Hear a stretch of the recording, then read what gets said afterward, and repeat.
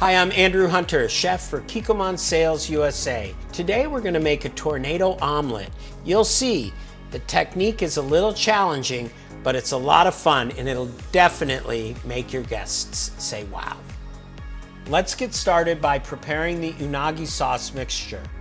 Whisk together Kikkoman Unagi Sauce, which is similar to sweet soy glaze, Kikkoman citrus seasoned Ponzu, and toasted sesame oil, and set this aside.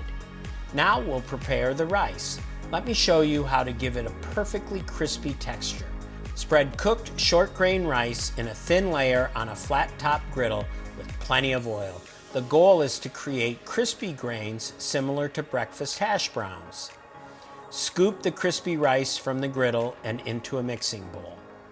Fold the unagi sauce mixture into the rice and season to taste with sesame oil. Cover the rice until you're ready to serve. Scoop the rice into a mold and place it in the center of the plate. Now I'll show you the technique to make our tornado omelet.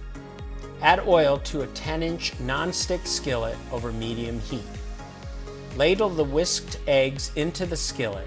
As the edges of the omelet begin to set, place cooking chopsticks on the edges of the omelet and slowly bring them to the center while turning the pan clockwise at the same time. Twist the chopsticks and continue turning the skillet clockwise to create a tornado shape in the center. Keep the chopsticks in place to hold the omelet's shape while turning the omelet over the mound of rice. Spoon the unagi sauce mixture around the omelet and dot with crème fraîche.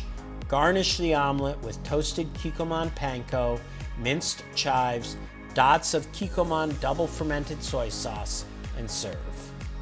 Here you have the tornado omelet. It's one of my favorite new dishes to make because the flavors of the eggs, rice, and Kikkoman sauces just go great together.